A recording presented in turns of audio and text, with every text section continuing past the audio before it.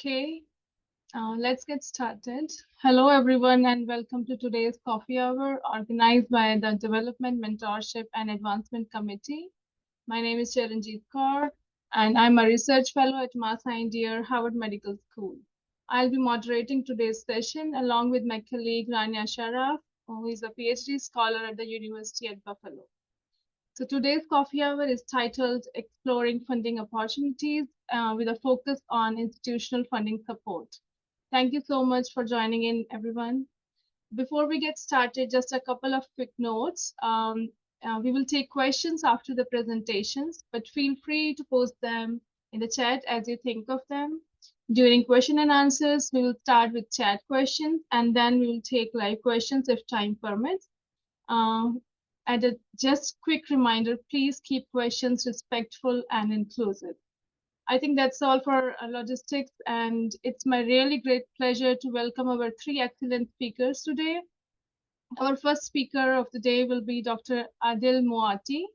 Our next speaker will be Dr. Litao Tao, and our third speaker of the day will be Dr. Justine Renauld. Thank you all of you for joining us today. Our first speaker of today's session is Dr. Adele Moatti. She received her PhD in materials engineering at North Carolina State University. Her doctoral research focused on optimizing the performance of innovative thin films and nano-engineered materials with healthcare applications. Following her PhD, she transitioned to the Joint Biomedical Engineering program at North Carolina State University and Chapel Hill School of Medicine as a postdoc. During her postdoctoral research, Dr. Adele expanded her expertise in biology and large animal physiology. Her research emphasized advanced 3D imaging techniques, utilizing a custom light sheet microscope and machine learning to analyze images of large animal tissues. Through institutional grants, including 9 internal awards from North Carolina State University Young Scholar Program, Dr. Moatti was able to build the foundation for her research, which ultimately led to her K99R00 award from the NIH NIDCD for work on drug delivery to the inner ear using extracellular vesicles and pigs, a clinically relevant animal model. Her talk is entitled Turn Your Idea into a Grant, Start Early. Dr. Moatti, thank you for being here. Let's begin. We are really looking forward to your talk. Thank you so much for the introduction. Hi, everyone. I'm going to share my presentation. All right, can you all see it as it's supposed to be? Okay, perfect. So as you heard, the topic is turn your idea into a grant and start early. I'm an assistant professor at the University of Pittsburgh at otolaryngology department currently. And to start with, I will just give you a little bit about my background, even though you heard a little bit, and how I got turns and twists, and I am where I am right now. I hope you have your coffee or beverage of your choice before you start.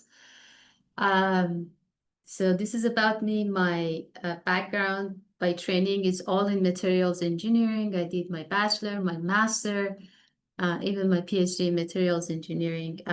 The majority of them were in biomaterials. And for my PhD, it was on smart thin films, nanomaterials. In case you don't know what is thin films, I put some pictures here.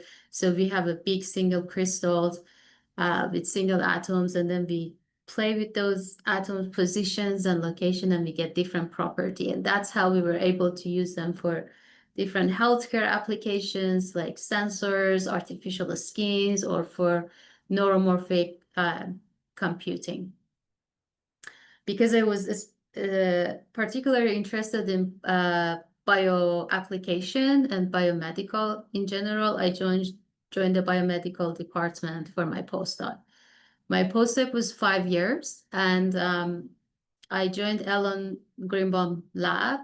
He is very much expert in optics, in computational algorithms, And also he developed tissue clearing techniques. He was from the lab that they were working on that. So a lot of things that I developed during that time was based on that. If you don't know what this tissue clearing is, that you take a tissue, this is the inner ear of a pig, you make it fully transparent. And when it becomes transparent, then you can image it with light sheet, confocal microscope, or any other light microscopy. It's a very powerful technique which allows you to look at the biodistribution, disease state, developmental state, age studies, and so on. And that's why we collaborated with a lot of groups with different purposes. The first project that I started with was 3D imaging of the bones. This was a collaboration with the University of Columbia, and we were looking at fight or flight response in bones. This is a femur of a mouse. And then while I was working with bone, I wanted to somehow connect it to my background, which was materials engineering. So I started thinking about the project of bone regeneration using biomaterial.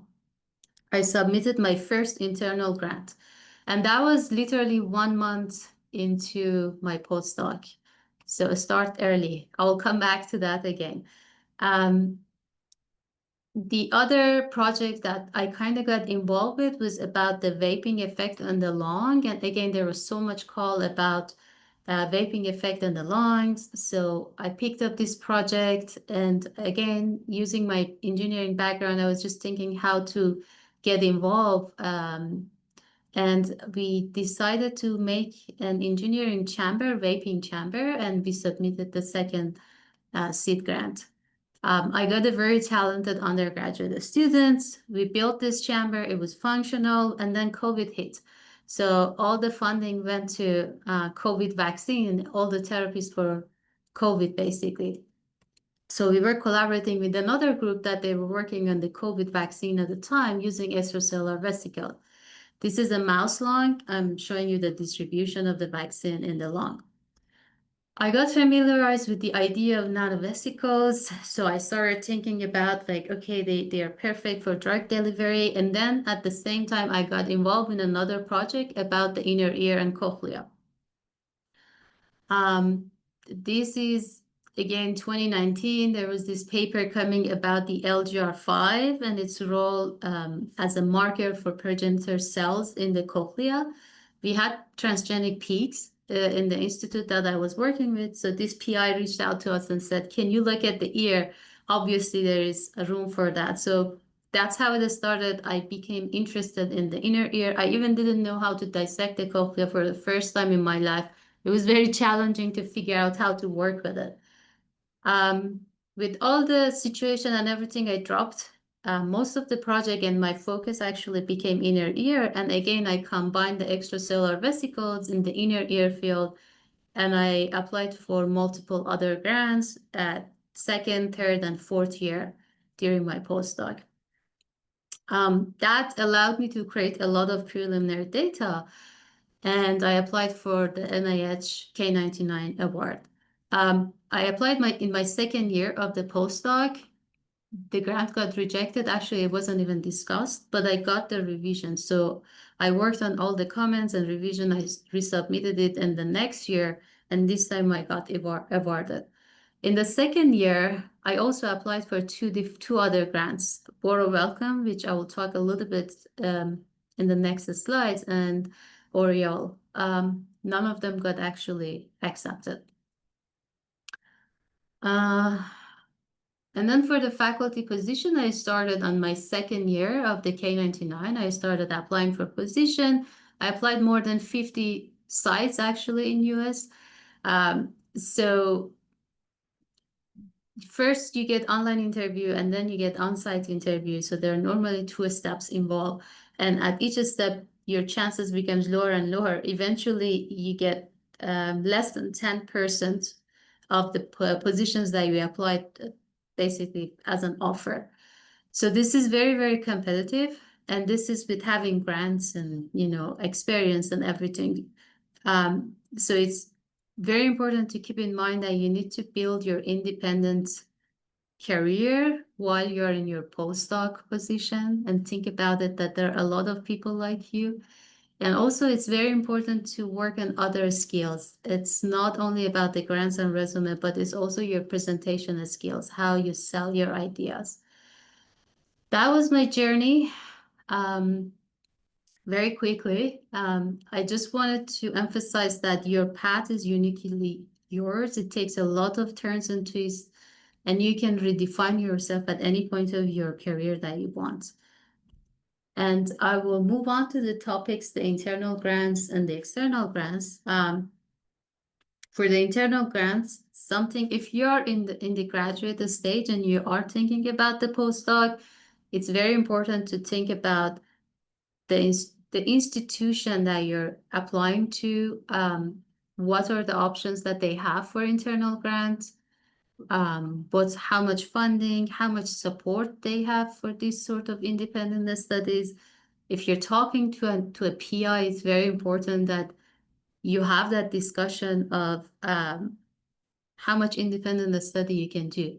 Because some PIs, they don't want you to do that part. So it's very important to make that clear from the beginning. Also look for the track record of success, both for the PI and institution. And this is not only for internal grant, but also very important for external grant. See if they had postdocs previously that applied for these sort of grants and if they successfully received those grants, because that means they can support you and they can share those experiences with you. I'm really sorry to jump in, but I'm receiving message that people are stuck in the waiting room. I don't know who is in charge of accepting them. Sorry, Adele. Yeah, No I don't worries. see. Okay. Everyone should be in now. Thank you. Thank you, Justine. Coming back to external grants, again, if your plan is to stay in academia and have an independent career in science, you need to start building it early. That requires, if you want to write an external grant, that requires extensive amount of time and effort. It's not a side project. I had a lot of people that coming to me saying that, okay, I want to write a K99, tell me what to do. It's like, okay, this is the amount of time you need to spend. And they just gave up. They were like, I don't have that much. I'm in the last year of my postdoc. I want to wrap up. I don't want to do that. And expand your expertise beyond your PI lab. This is very, very, very important if you want to build your independent career. Add another area, add another edge to your whatever you learn in your PI lab. Coming back to start early, if your goal is to apply for a grant and stay in academia, start early. Start by reading, find the gaps in the literature, develop your idea, and start applying for internal grants. That's the best way to apply. And the internal grants are very, very helpful. They help you to build your preliminary data. It's getting external grants right now is so competitive. And the more you build your story, the higher chance you have of getting that external grant. They are easier to write, much, much easier than developing a full, external grant. This is the website that I recommend to everybody that never has written any grants. It's called The Anatomy of a Specific Aim Page. It's the NIH style, but it's sentence by sentence explain to you how to draft your paragraphs, how to build a very successful and beautiful aim page. If you haven't looked at it, please do. It's very beautiful. There is less competition for the internal grants, so you have very high chance of getting those. You get the mentoring experience, you get the time management experience. Most of the time what happens is that people start working on developing a big project, considering it for an internal grant, while within a 1 year or 6 months period, you cannot achieve much. And you also learn to do financial management. So you get a grant, you need to have a budget adjustment, you need to have material, you need to have equipment. If you have an undergraduate and you want to pay them, you need to think about their stipend. So it's a very good experience before jumping into any external grant. And when you are ready, you need to think about which is probably by the end of first year, think about what are your options for your external grants. And this is very, very, very important to narrow down and look and do a very good search to understand what options you have. These are, I tried to put together for the grants that are available. These are for the US citizens. As you can see that there are so much offered by NIH. Unfortunately, this is not the case for non-US citizens.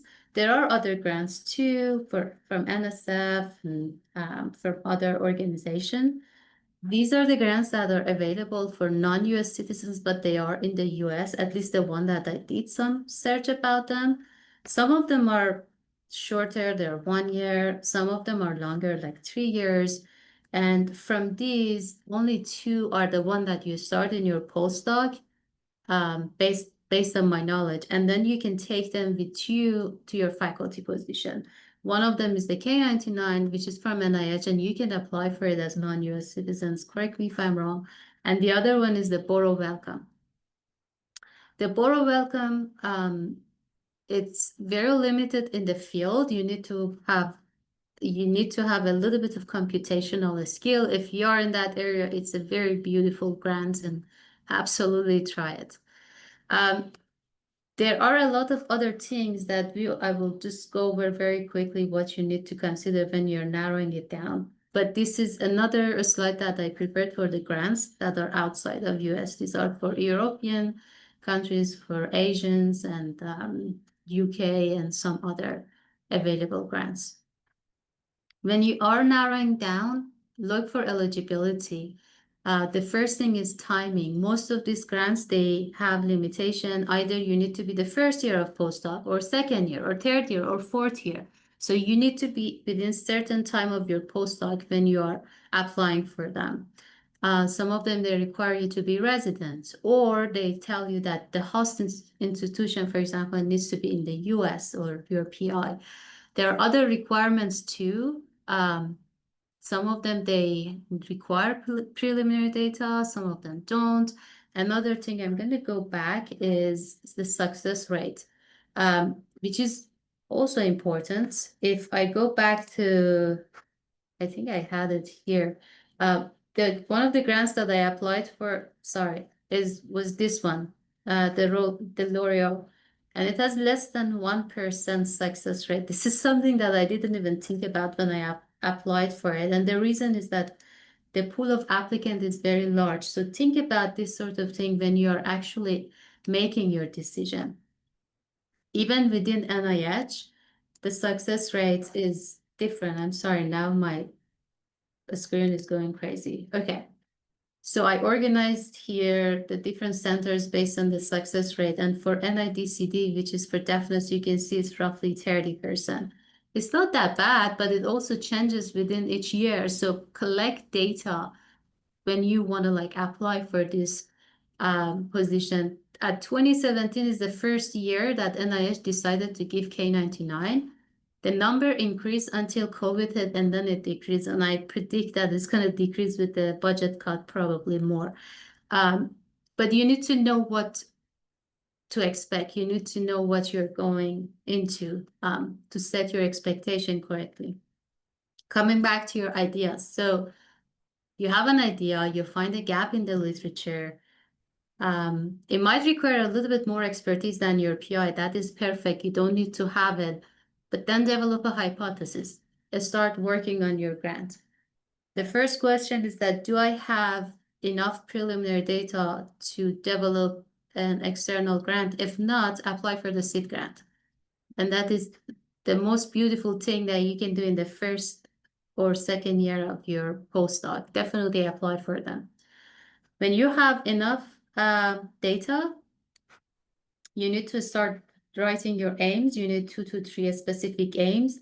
And as a rule of thumb, give it 6 months before the cycle that you want to apply for it. So don't think that you can put together a specific aim page within 1 week, not even 1 month. You need to go back and forth. You need to work on your aims and make it clean. And identify the grant cycle you want to apply for. Again, think about which year you're in, if you need to resubmit, when you want to start submitting your first grant. You need to most probably identify a mentoring team that includes mentors that are not necessarily your PI, although he or she might be your primary PI, primary mentor. And the most important is you need to dedicate time. Most of the cases, something like 50% of your time. So this is not a side project that you can just add to your main projects. Coming back to mentoring team, I promise it's a couple more slides. Select your mentoring team from the PIs that are available, either physically close to you, or even if they're not physically, make sure that they're willing to spend time to mentor you. That is very important. Select people that you need their expertise and learn from them, from the top of the field. This is, for example, if your PI doesn't have the computational field and you want to learn that and add that cherry on top to your field and take it to your independent studies, select the person that is a computational expert and learn from them. Build your network that helps you when you're talking to different mentors. You have bigger network that's going to help you to apply for when you're applying for faculty position. And also you will learn how to collaborate with people, because you have to set up meetings, you have to work with them, you have to share the data. And use your resources that you have. If you have again, mentor with experience, definitely work with them. Definitely look for successful examples. There are so many successful grants, for example, on NIH website. Ask around for your colleagues, from your PI, anybody that got a successful grant, check those and see why they were successful. Use books and guidelines. This is a book that helped me a lot. This is a NIH workbook. It's kind of released every probably year or every 2 years. Your library should have at least a version of that. If not, maybe they're willing to buy it for you. If you want to buy it yourself, it's roughly $100. NSF has the equivalent of that book, which is not hypothesis driven if you want to work on that area. But again, very beautifully explains how to develop a hypothesis, how to write a step-by-step your grants in a way that the study group is looking for, what to consider when you are doing it. And look for workshop and groups inside your institution, and if there is not, in the conferences outside, look for those. One of the groups that I joined was K group, literally for NIH K group. So every once in a while, someone that was applying, they would share their specific aim page, they would get feedback, or if they weren't, we would discuss like the steps that was involved in writing the grants. So think about joining those groups. And with that, I will finish here and I will wait for your questions at the end of the session. Thank you so much, Dr. Moatti, for that wonderful talk. Just a quick reminder to everyone, we'll be taking questions at the end of the session after all the presentations. I'm so glad to introduce our next speakers, Dr. Justine Renauld and Dr. Litao Tao, who will be sharing the second part of today's session for the next 20 minutes. And our first speaker will be Dr. Renauld. She has been an assistant professor in the Biomedical Sciences Department at Creighton University since 2023. After receiving her PhD in 2017 from University of Leyde, Belgium, she joined the Department of Otolaryngology at Case Western Reserve University to work as postdoctoral scholar on the development of the stria vascularis. Dr. Renould's current research explores the development and regulation of the stria vascularis, a critical component of the inner ear. Welcome, Dr. Renauld.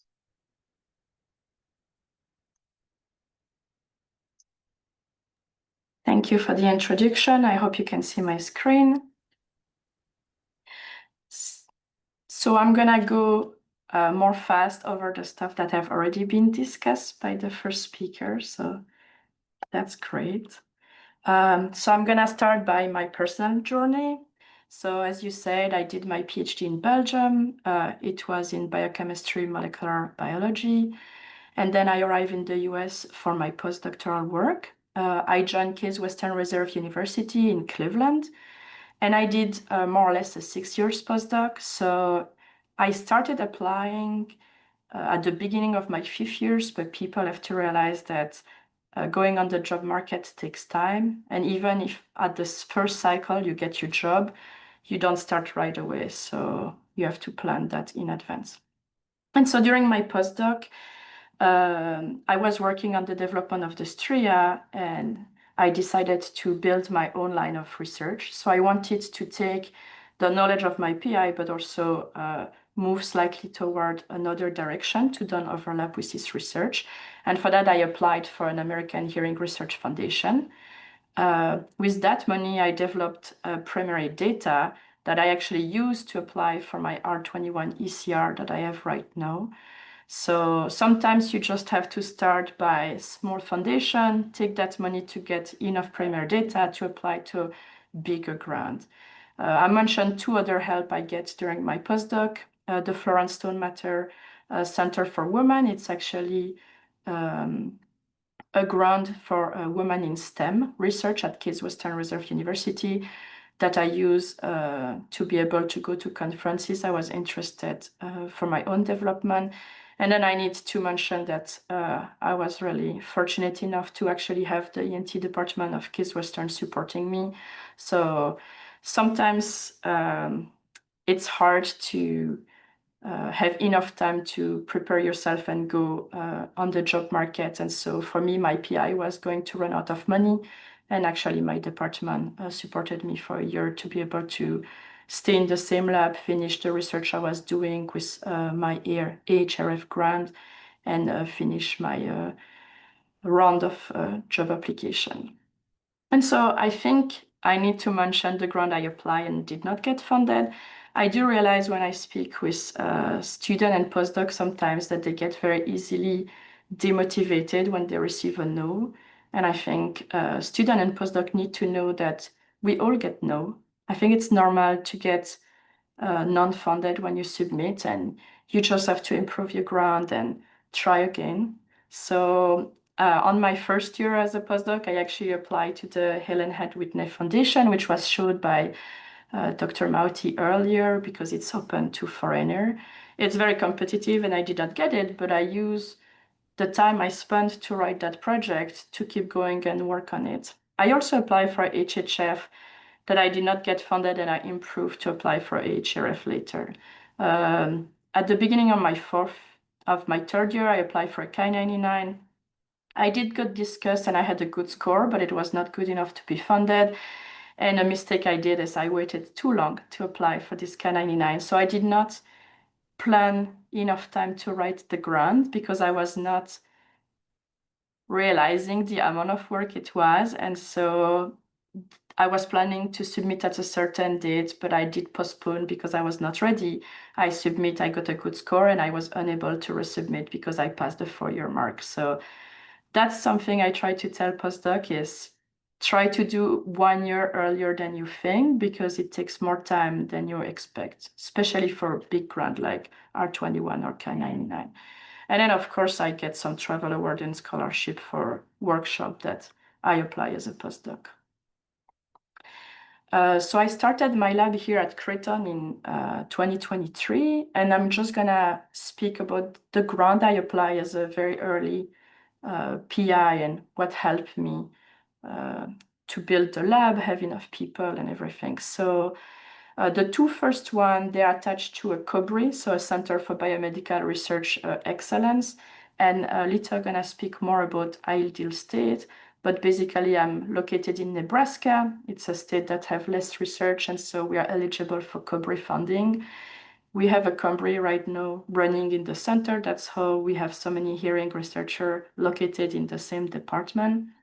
And so when I arrived very early on, Litao actually asked me to collaborate using his technique, my project, and then another PI that was a cancer researcher to write a NOSI grant. So it's a team science project where people come from different backgrounds, have different skills. And we actually got funded at the first try, so that was great. we got a lot of money for a year that we use to develop a lot of primary data that I will use for my R01 application that I still did not submit. And then I also apply my first year for a research project leader. Litao also apply for the same when you arrive at Creighton. It's a really good mechanism. It gives you 200,000 K per year for 3 years. So I know there is other Cobre Center on hearing research that have been funded and are gonna start to hire faculty. It's not on the coast. It's usually in less research forward state. But I will say when you're a young assistant professor, they have a lot of incentive and a lot of help money-wise to help you start your lab. We also have, so the topic of today was the internal funding. So I will speak about the one I push people in my lab to apply. So when you build your lab, you have to pay people to work. And one of the way that can help you is you can try to help them to apply for fellowship. If you do that, it's going to remove some burden of your own startup or funding grant. So we have several internal funding that people in my lab apply. I have one postdoc that is currently funded by a Bellucci Fellowship, so I don't have to pay her salary for 3 years. She's working on something slightly adjacent to my main project, but it's still attached, so I still have a lot of advantage to have that in my lab. And then I think everybody in our department is pushing students to apply for small research grant, and that can be internal, that can be external. Here I just mentioned 2 internal that people are applying. Postdoc are applying for $30,000 and graduate student for $10,000. The beauty of this is that they can develop their own line of research. So Creighton is trying to help students to separate their own research from their PI so they can write their own project, be funded for it, and work on the side. And here, obviously, I'm speaking about the institutional funding of Creighton, but I believe there is probably other universities that have the same kind of opportunity. And so speaking of internal funding, depending on the university, usually you can ask your sponsor program administration. They're gonna tell you what is available inside your university. So when I was at Creighton, when I was at Case Western, we had actually an administration person that was in charge of helping postdoc to settle, get their DS 2019 if they were foreigner. And that person was also the relay that tell us what was the grant opportunity. Here at Creighton, we actually have a website for internal funding, and the sponsor program can also email us when we have funding opportunity that are coming up. I just list several to show that usually in most university you have quite a bit of option. I agree with Dr. Moatti that usually competition is lower, so you can really start with either ID that you need to develop and you don't have a lot of primary data, or to complete something that you need and you know that if you don't have it, you're probably not going to pass the review for an R01, for example. So here I'm just citing, I know in our department we have new faculty. Several of them get the strategic investment or the George F. Haddix fund. So the LB 692, that is state funding. So I think a lot of states offer funding. So you can also ask your sponsor program to give you the option. But for example, here, if you want to develop a new project as an assistant professor or change what you're currently doing to something new as an established PI, you can apply for $75,000, which can allow you to create enough primary data for NIH funding. Here I speak about the COBRI a little bit just because I know there are several centers that are recruiting hearing researcher right now. So if some of you are in a spot in your postdoc that are ready to start to prepare your package application and go on the job market, for example, next year, you might be interested to know that if you join a COBRI-funded institution, they allow you to apply for pilot award, which is 50K. They allow you to apply for research project leader, which is 200K per year for 3 years. And that research project leader basically lets you prepare all your preliminary data that you need to apply for an R01. And as soon as you have enough data, you can start applying, and you're expected to apply in your second year of the funding. And once you get your R01, this RPL automatically stop to let you use your R01. So you can reuse some of your aim that you work for your RPL into your R01 application. And then research would share, I think that is pretty common in a lot of university. If you need money to do some experiment, university sometimes give you money that can only be used in the core of the university. So basically they are investing in you to invest in their own core, so they're not losing the money. And then, as I said earlier, most people in our department use internal funding that is called Bellucci opportunity to ask postdoc to apply for fellowship and student to apply for grant. Those are for other, so the 5 on the bottom are just for other topic, people who work in humanity, people who teach, which I know a lot of people go on the job market with the intention of being mostly teacher. And for example, R2 are mostly undergrad university. And then, for example, at Creighton, I don't know what's named in other university, but you can also have summer, either faculty research fellowship, either a student fellowship. So you can apply and let undergrad work in your lab over the summer, and they are paid by the university. And then I'm gonna let Litao finish the presentation about ideal state. Thank you. That was a wonderful talk, Dr. Renauld. Thank you so much. And our next speaker will be Dr. Litao Tao. He received his PhD and postdoctoral training at the University of South California. Then he joined Creighton University in 2021, where his research focuses on transcriptional regulation and epigenetic mechanism during inner ear development and regeneration. His talk is internal funding and support opportunities in institutional development awardee states. Welcome, Dr. Tao. And now we'll turn it over to Dr. Tao to share his experience with our audience. Well, thank you for the introduction, and thank you, Justine, for introduce the corporate program and what the support we have had. So just I want to add a few things to what Justine have said. I would say particularly for the support, not necessarily the grants, for the support from our department and our institution, as well as from the state.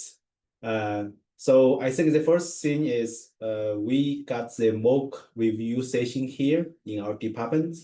I'm not sure whether your institute or your department have that, but I think you should talk to your director or your chairman, ask help for that, because I personally think that is super helpful. I wrote my first R21, and then I sent to the mock review session. Basically, for the mock review session, they invite reviewers to look at your proposal and then to give a score to your proposal and also discuss your proposal, just as what they do for the study section. So from that, then I know what the weakness of my proposal is, what the strengths of my proposal. So after that, I revised my proposal and sent to NIH. Then I got a very good score and get my R21 fundings. So I think that's super helpful for people who just start to write the external grants. And another thing is our departments give each PI up to 2 students, 2 PhD students for free. So that is a lot of money too for example, 4 years or 5 years.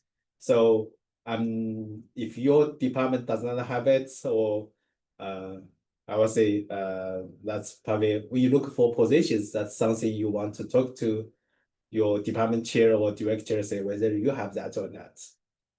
And or as I mentioned in my title, actually there are more opportunities in ideal states. Probably most of you do not know what's ideal states. Let me bring up one of their websites. So even though we said we're going to talk about non-NIH internal funding, but I also consider this support for ideal states is kind of internal. It's way less competitive than the other funding opportunities. So, for example, in this map, you can say the states marked in blue are considered as ideal states. So for these states that have special programs and special funding opportunities, you can look for. As Justine mentioned, we have the Corbry Center. So it's Center for Biomedical Research Excellence. So you can look for institutions. If you are looking for a job, you can look for institutions that have this center. So with this center, you can look, if you join this center, you can apply for RPL or pilot project, as well as facility voucher, as well as some other other internal funding opportunities. And so within these states, they also provide a program called IMBRI program. For this, basically, that's bridging undergraduate students and bridging them to the graduate school or to research work. So using that, you can attract more students. And also they have this ideal clinical translational research program. Through this, you can get fund for your pilot projects, as well as you can get your grad students or postdoc apply for scholarship through this. And most importantly, for ideal states, you can ask for ideal co-funding. For example, I recently submitted my R1. I got a good score, but not good enough to make into the Pay9. Then I can ask NIGMS for opportunity of co-funding. So basically, the NIGMS will put some of the funding from NIGMS together with funding from NIDCD to co-fund your project. So that's make it way less, how to say this, that makes the probability to get funded higher. So that's another thing for the ideal states applicants. So that's pretty much I want to add to Justine's presentation. If you have any questions, let us know. Okay. Thank you, Dr. Tao, for sharing your ideas and programs with our audience. We will now open the floor for questions and discussion. Once again, please type your questions into the chat. If time permits, we'll also take live questions. Rania, can you please check if there are any questions in the chat?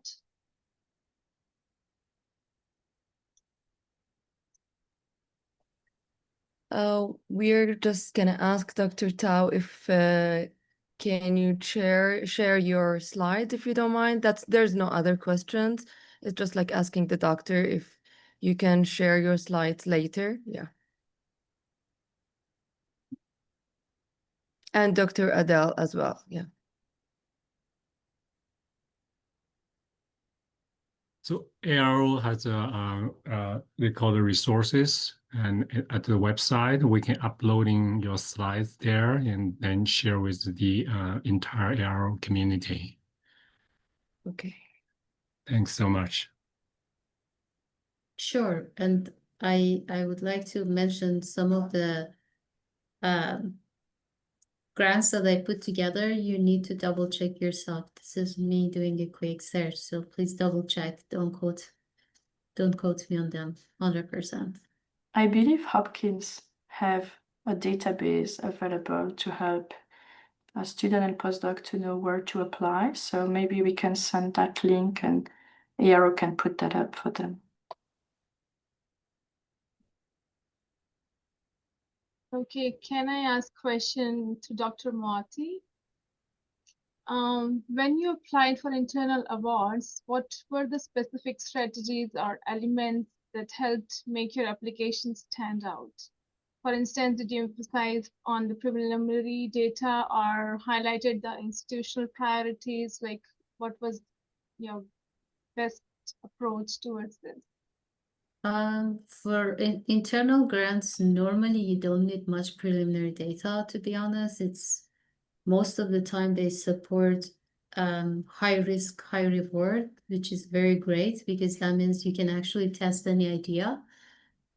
So that makes it very easy for you. You just think of something, you don't know if it's going to work or not, you just test it. the most important component I would say is having a good skill of writing. Again, it comes down how to formulate your aims in a way that people can buy it. And also you need to show feasibility. Most of the time it's that even if I don't have this expertise, who am I going to reach out to show that what I'm suggesting, it cannot be something, you know, okay, yeah, all of us can have ideas, but it has to be feasible. So you need to think of, okay, can I really do this within 6 months or within 1 year? And what am I going to do to make it feasible? So always include the feasibility, because I have done this in the past, I can do this, or because my PI has this equipment, I can achieve this. So you need to convince them that even though something that you're suggesting is risky, without preliminary data, it is doable and testable. And as you said, it has to match with the strategy, but again, for internal funding, they're not necessarily looking for, you know, something that they know it's in the beginning stages. They're looking for really something creative. So just get creative, I would say. And if I can add a few words, something that I think is important for postdoc, when you start to write your grant, don't be afraid to ask people to read it. So through Sparrow, I was actually matched with a mentor that I did not knew that I don't know actually. I never met her, and I asked if she could read my K99 at the time, and most of the time people are actually very willing to help. So I did that with the person I was matched at Sparrow, and then I also contacted people that were working in the field I was going toward. Even if I did not really knew them, I just emailed them, explained my situation, saying I was a postdoc, I'm trying to take my independence, I want to work like this, and ask if they were willing to read either my specific aim, either the grant. And I will say most of the time, people will say yes.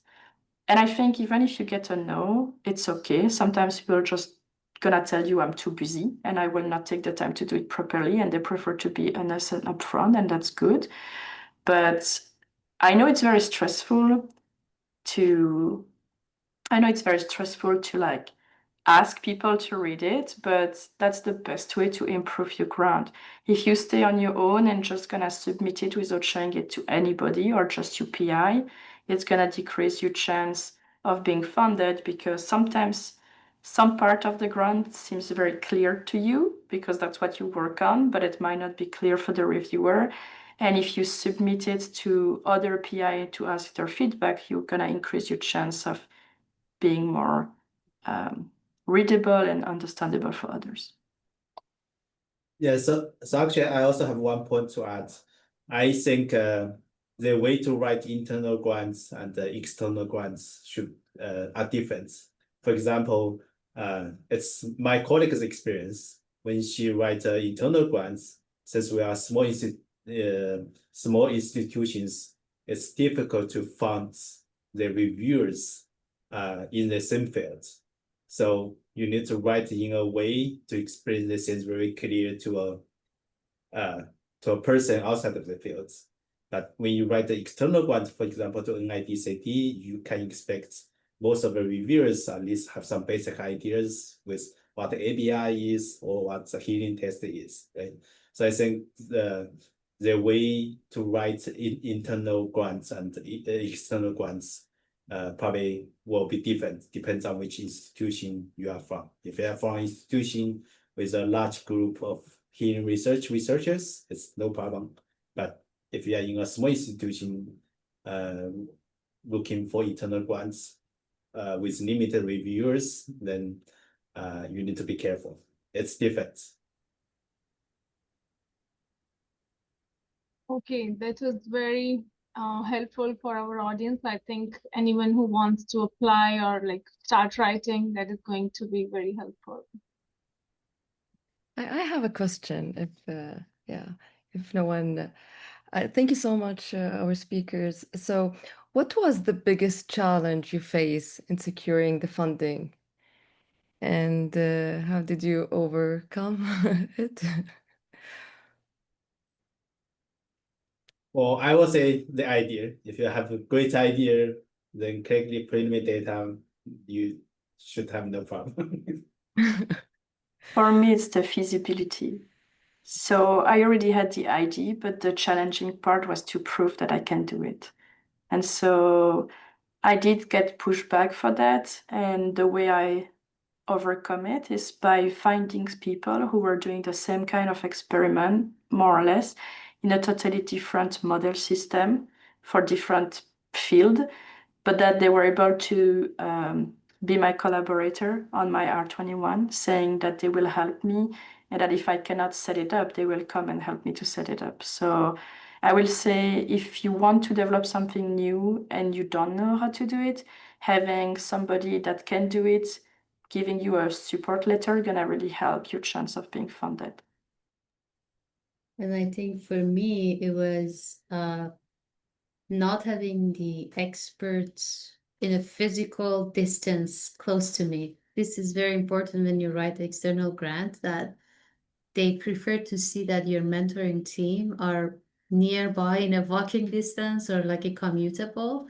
So even though I had mentors from different institutions that we already established relationship by email or online Zoom and Teams, but they want to see that you have someone on site that is expert. So I had to look for someone, that I can build that relationship with and then kind of include them in my mentoring team. So I had to reorganize a little bit, add more local mentors.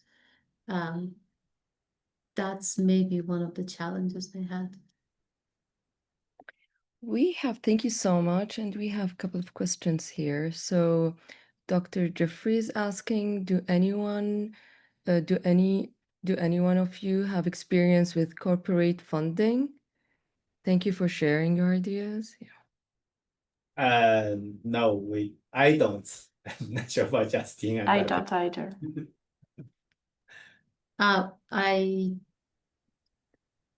I am starting to work with corporate, but I don't know what is your specific questions. What do you need to know about it? Do you need to know how to work with them, or do you need to know how to reach out to them, or?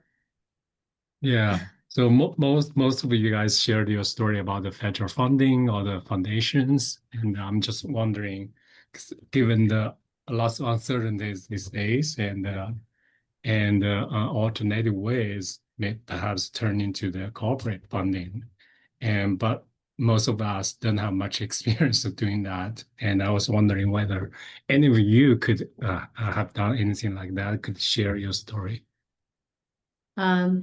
Yeah, so that exactly for the same reason, our also institute has been pushed to work with more, industry partners. My approach, and this is not, of course, perfect, we are all in the beginning to just kind of navigate our way, is through networking. Just the first step is to identify the partner that is interested in the field that you're working with, and then start talking with them, reach out to them in conferences or, LinkedIn, whatever you find, and just kind of tell them that how you can collaborate, and if it's their interest, they will think about it. Most of the time, what I found challenging is that even if you talk, for example, to a company, even if you convince their CMO, CFO, and CEO that this is a great idea, then at the end of the day, the board has to also decide on it. So there is a board member, like a board committee, that they need to, weigh the other areas. Also, like if it's a patent, then from their perspective, they need to think they have to share it with academia. So there are a lot more complication that don't exist with something like NIH grant. But at the same time, I think this is something that can be done. And if they find it interesting, absolutely, this is a way cheaper way for them to do it, because otherwise they have to hire people, they have to put resources in order to test some idea to get patents or to do that basically basic science part of it Great. Thanks so much. first. We have another question from Dr. George. What are the effective ways to include a co-sponsor or collaborator in your application? Are they heavily involved in one of a specific aim or assisting, or each aim with a novel method? So I can start first. So for example, for me, I have on my R21 a collaborator who is actually not doing any experiment. He's just there to give me guidance if I cannot make it work. So it's very not time consuming for him. I will say we probably exchange few email over the year where I just show him my data and I ask him his recommendation. So my collaborator is helping me for ion recording. So basically I'm showing him my recording, explaining how I prepare my electrode, and then we're discussing the next step to improving. So it's very low time for him. I consider that a collaborator. And then I also have other collaborator, and usually they are implicated in like one aim. So they're gonna help for like a specific part of one aim. And then I'm also collaborating with Litao. When we did the team science, we were all co-I, and for that we actually each have one aim. So each PI was in charge of doing the entire aim that they wrote.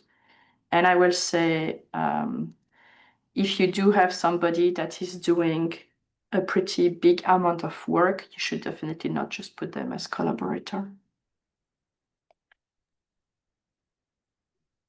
Yeah, I personal feeling is like if you ask someone to contribute substantially to one aim or part of one aim, you probably should at least invite this person as a co-I. Otherwise, if you just need this person to help you on a specific one experiments or for some advice, then I would say support later will be enough. Or this is actually addressing the next question.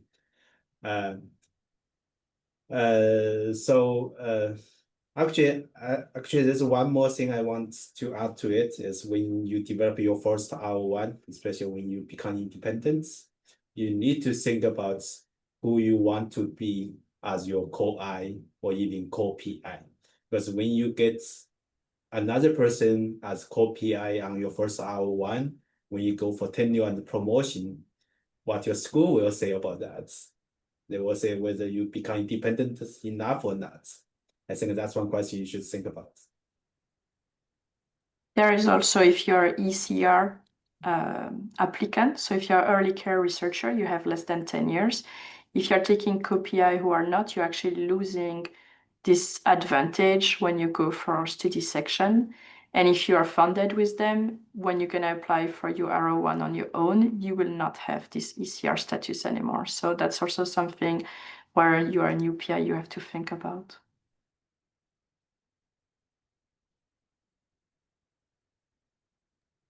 Okay, so we have another question from Arwa. Dr. Rania, we Yes. have to be quick. I think it's time to close. It's 1 p.m. already. We still have one more question, so Yeah, I think We answered it. I kind of answered that question. okay, thank you so much. So I just want to thank all our panelists, the speakers. Thank you for sharing all your experience. They are both helpful and meaningful for us. Thank you as a young researcher. Thank you so much, really. And if you want to just share anything for the last closing minute, so you're most welcome.